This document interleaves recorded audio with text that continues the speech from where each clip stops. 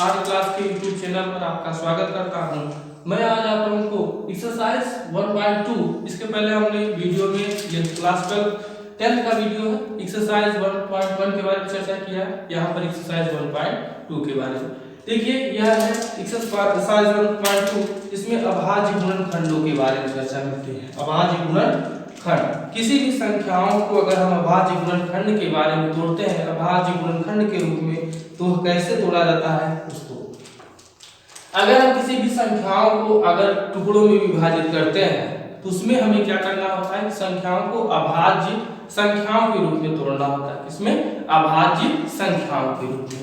आइए देखते हैं, उसी नियम से हमारे पास पहला क्वेश्चन है 140 जैसे दिया गया है। तो 140 दिया गया है, तो यहाँ से सबसे पहले हम संख्याओं में 2 से तोड़ेंगे। 2 सते 14 और यहाँ पे 0 आ गया, यहाँ पे 70 हो गया। फिर 2 यहाँ पर देखिए 70, यहाँ पर 2 तिहाई 6, 2 पंचे 10। फिर ये देखिए 5 है, तो यह इससे विभाजित नहीं होगा, तो यहाँ से हम करेंगे क्या कि इस नियम से हम करेंगे क्या यहाँ पर कि पहले 5 से, तो 5 सते 35 और 7 एक का 7। यह नियम है आपके पास। यह अर्थात इसको अभाज्य गुणनखंड जैसे संख्याएं पहले छोटे से बड़े के रूप में हमें तोड़ना है। तो ये क्या हो जाएगा कि 2 इंटू 2 इंटू 5 इंटू 7। तो यहाँ पर हमारे पास आंसर क्या होगा, 2 के घाते 2 और 5 इंटू 7, यही हमारा अभाज्य गुणनखंड होगा। ठीक है। दूसरा देखिए, एक हम आपके पास अलग से वीडियो प्रोवाइड कर देंगे जिसमें केवल संख्याओं, कौन सी संख्या किस संख्या से विभाजित होती है उसमें होगा। केवल संख्याओं के गुणनखंड पर इसी नियम पर आधारित होंगे, लेकिन इसमें कि 1 से लेकर जितनी भी संख्या है 13, 14, 15, 19 तक कैसी भी संख्या हो वह किससे कटती है या किससे नहीं कटती है उस पर होगा। ठीक है। आइए इसको देखते हैं। दूसरा 156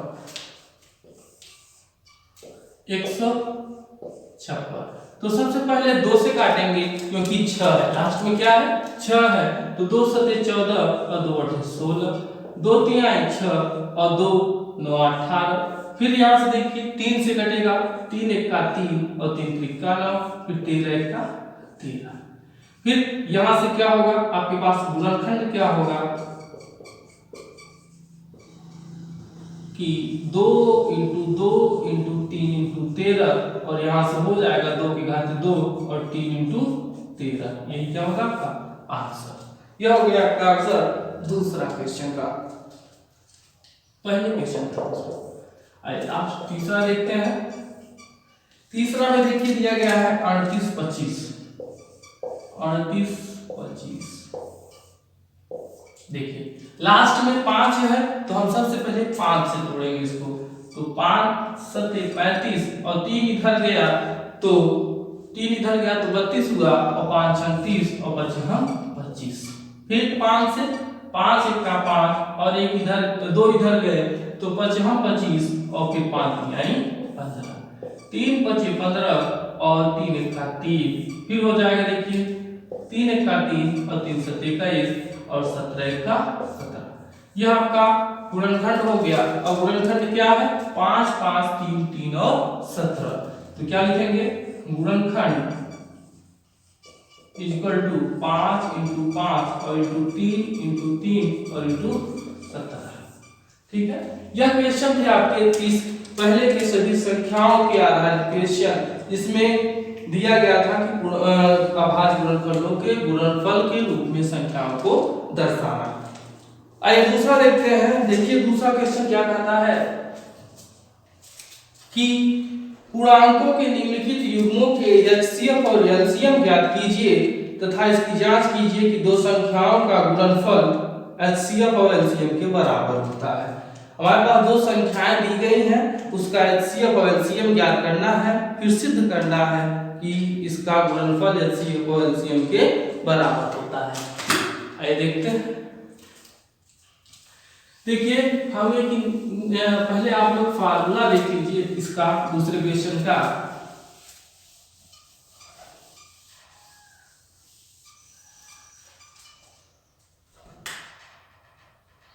देखिए होता क्या है कि प्रथम संख्या इनटू दूसरी संख्या हमेशा HCF और LCM के गुणनफल की बराबर होती है, या यूं कह लें कि दो संख्याओं का गुणन अथवा करके या दो संख्याओं का गुणन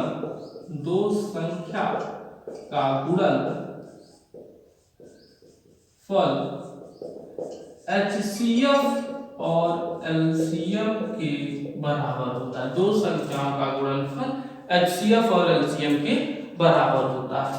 तो यहां से देखेंगे क्या, पहला क्वेश्चन है 26 और 91, दूसरा क्वेश्चन है का पहला 26 और 91। ठीक है, यहां से करेंगे क्या, हम इसका अभाज्य गुणनखंड कर लेते हैं, 26 का अलग और 91 का अलग। ठीक है, तो यहां से 2 1 का 2, 2 3 आई 6 और 13 1 का 13।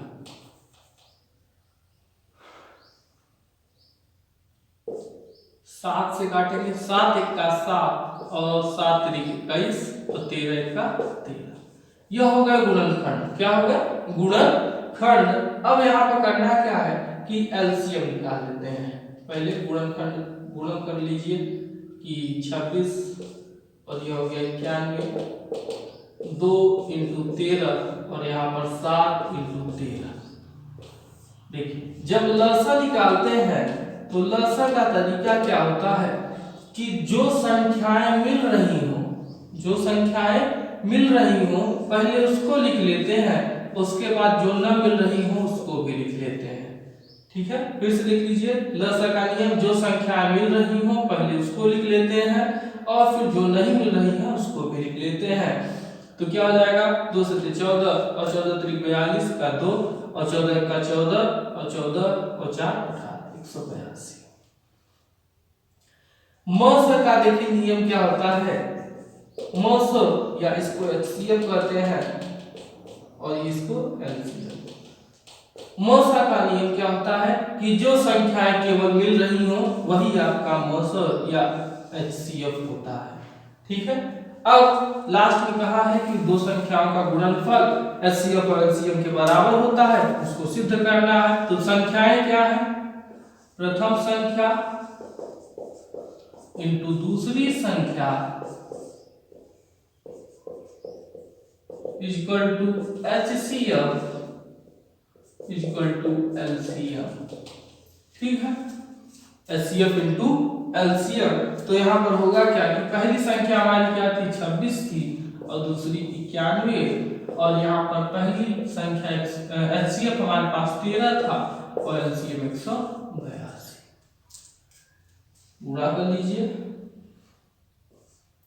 26 में 91 का गुणा करते हैं तो क्या हो जाएगा, 6 का 6 और 6 9 55, 2 1 का 2 और 2 9 18, यहाँ से होगा 6 8 6 6 और 8 8 13 और ये कोई 23 56 है।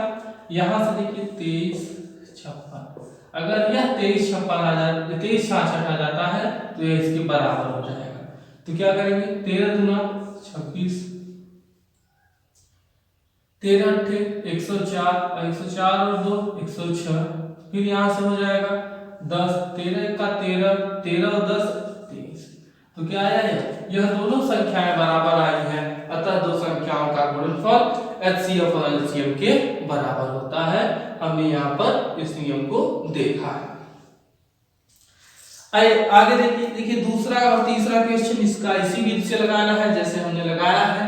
पहले इसको गुणनखंड करेंगे, अभाज्य गुणनखंड के रूप में तोड़ेंगे, फिर उसका HCF और LCM ज्ञात करेंगे और फिर उसको ज्ञात कर लेंगे। आइए तीसरा नियम देखिए, तीसरा क्वेश्चन क्या है। तीसरे क्वेश्चन में कह रहे हैं कि अभाज्य गुणनखंड विधि द्वारा निम्नलिखित पूर्णांकों के HCF और LCM ज्ञात कीजिए। इसमें अभाज्य गुणनखंड विधि द्वारा HCF और LCM ज्ञात करना है।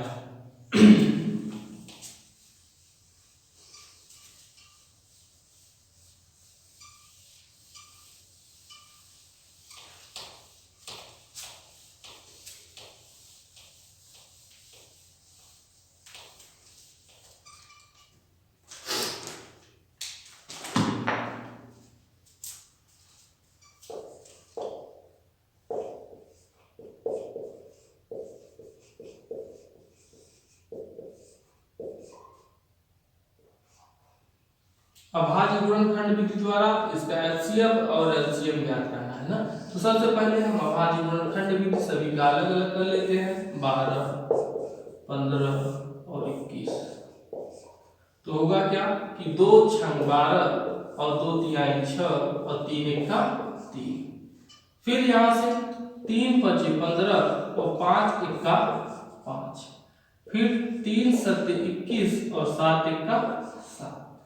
सब हो गया गुणनखंड।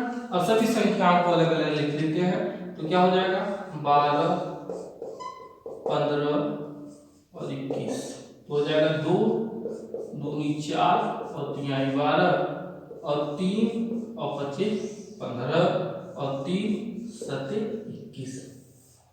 ठीक है। तो यहां से एलसीएम क्या होगा इसको देखते हैं। सबसे पहले एलसीएम देखते हैं। तो एलसीएम में देखिए है क्या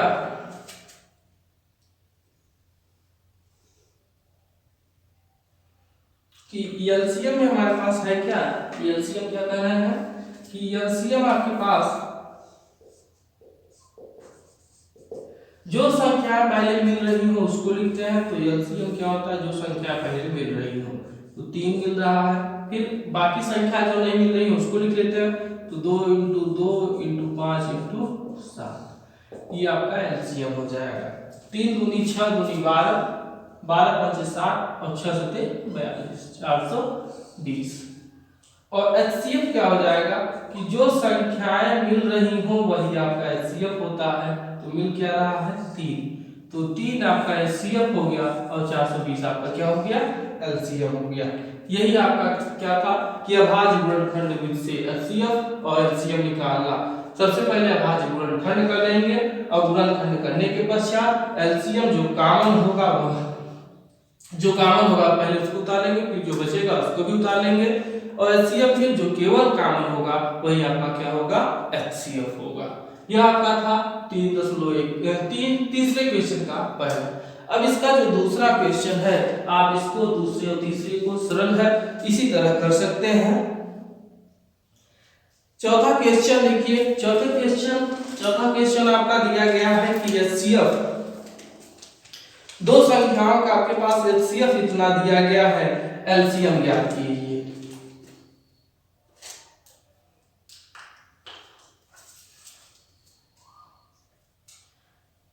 चौथा क्वेश्चन आइए यही देख लेते हैं कि पहली संख्या हमारे पास 306 है। प्रथम संख्या 306 और दूसरी संख्या है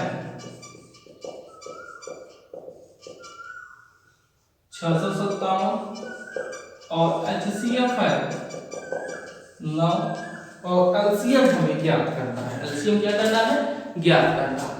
एलसीएम देखिए यहां से हमें ज्ञात करना है। एलसीएम क्या होगा तो यहां से हम करेंगे क्या कि हम जानते हैं कि प्रथम संख्या इंटू दूसरी संख्या बराबर होता क्या है कि एचसीएफ और इंटू एलसीएम। ठीक है। तो यहां से होगा क्या कि 306 और इंटू 657 और equal to 9 into LCM. 9 into क्या हो गया एलसीएम। तो अब काट दीजिए 9 सत्ते 63 और 9 त्रिक 27। एलसीएम बराबर हो गया कि 306 और इंटू 73। तो गुणा कर देते हैं 306 में 73 का 3 छंग 18 और 3 त्रिक 9 7 छंग 42 और 7 त्रिक 21 8 3 9 4 13 का 3 हासिल 2 2 22 33 8 क्या हो जाएगा 22 33 8। ये आपका क्या होता है एलसीएम। ये आपका क्या एलसीएम क्वेश्चन नंबर 4 का एलसीएम दिया गया है। आप लोग इसको नोट कर लीजिए क्वेश्चन नंबर 4 और क्वेश्चन नंबर 3 इसमें क्या दिया गया है। तो इस सभी क्वेश्चन में आपको नोट कर लेना है। देखिए क्वेश्चन नंबर 5 क्या है उसको देखते हैं। कह रहे हैं कि किसी प्राकृतिक संख्या n के लिए, किसी प्राकृतिक संख्या n के लिए 6 की घाते n, 6 की घाते n अंक 0 पर समाप्त हो सकती है। हमसे पूछ रहे हैं कि 6 के घाते n 0 पर समाप्त हो सकती है अथवा नहीं। देखिए अगर हम संख्याओं के, देखिए अभी हमने बताया कि आपको जो संख्याएं हैं उसका आपको बताया जाएगा कि कौन सी संख्याएं किससे कटती हैं। तो अगर थोड़ा सा रिमाइंड करें, थोड़ा सा अगर याद हो, पिछली कक्षाओं में 6, 7, 8 में हमने पढ़ा भी है कि जो 6 होता है, 6 का गुणनखंड 2 × 3 होता है, 2 × 3, अर्थात ऐसी संख्याएं जो 2 से कटे और 3 से भी कटे वही होती है 6, अर्थात वही 6 से भी कटेगी। तो अगर यह 6 पर, लेकिन ऐसी संख्याएं कभी भी 0 पर समाप्त नहीं होती, ऐसी संख्या कभी 0 पर समाप्त नहीं होती, अर्थात यह नियम जांच करना है। तो अर्थात हमें बताना क्या है कि 6 के घाते n कभी भी 0 पर समाप्त नहीं होती, और जो उसमें जो पॉसिबल नंबर होते हैं उसको बताना है कि 6 के घाते n कभी भी 0 पर समाप्त नहीं होगी। जैसे अगर हम 6 के घाते 1 करें तो 6 का 6, 6 के घाते 2 करें 6 के 36, 6 के घाते 3 करें, तो ऐसे अगर हम कितनी भी बार करेंगे तो यहाँ पर अगर n का मान चाहे जो हो, लेकिन 6 के घाते n कभी भी 0 पर समाप्त नहीं होगी। यही हमें बस करना है और कुछ नहीं। लास्ट आइए क्वेश्चन देखते हैं, 7वां 6वां पहले, लास्ट नहीं है, लास्ट के पहले। देखिए इसमें कह रहा है कि व्याख्या कीजिए कि भाज्य संख्याएं क्यों है। देखिए भाज्य संख्याएं यह क्यों है इसको भी बता देते हैं तुरंत। देखिए यहाँ पर इन दोनों संख्याओं का गुणा करिए और गुणा करने के बाद इनको यूक्लिड थ्योरम से इसको विभाजित कर लीजिए, अर्थात एचसीएफ ज्ञात कर लीजिए। अगर एचसीएफ ज्ञात हो जाता है तो यह भाज्य है, और अगर नहीं ज्ञात होता तो यह भाज्य नहीं है। इसमें करना क्या है, फिर से देख लीजिए कि अगर इन दोनों संख्याओं को पहले गुणा करके जोड़ लीजिए दोनों संख्याओं को, उसके बाद इसमें छोटी संख्या को बड़ी संख्या से भाग कीजिए। अगर यहाँ से यूक्लिड अर्थात एचसीएफ निकल जाता है तो भाज्य है, अगर नहीं आता तो भाज्य नहीं है। लास्ट में देखिए अगर किसी खेल के मैदान के चारों ओर एक वृत्ताकार पथ है, इस मैदान को एक चक्कर लगाने में सोनिया को 18 मिनट लगते हैं, जबकि इसी मैदान का चक्कर लगाने में रवि को 12 मिनट लगते हैं। तो सोनिया को एक चक्कर लगाने में लगा समय 18 मिनट, और रवि को एक चक्कर लगाने में लगा समय 12 मिनट। तो यहां से कह रहा है जब मान लीजिए कि वे दोनों एक ही स्थान पर हैं और एक ही समय पर चलना प्रारंभ करके एक ही दिशा में चलते हैं, तो वे कितने समय बाद तुरंत प्रारंभिक स्थान पर मिलेंगे। तो इसमें हमें निकालना क्या है, एलसीएम। तो दोनों संख्याओं का लसाअ निकालने पर दोनों समय का लसाअ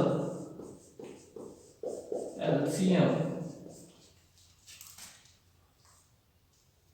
क्या हो जाएगा कि 12 18, 2 6 12 और 2 9 18, 2 3 6, 2 3 6 और 9 कटेगा नहीं, 3 1 का 3 और 3 3 का 9 और 3 1 का 3। यहाँ पर क्या हो जाएगा, लसाअ क्या होगा कि आपके पास 2 2 और 3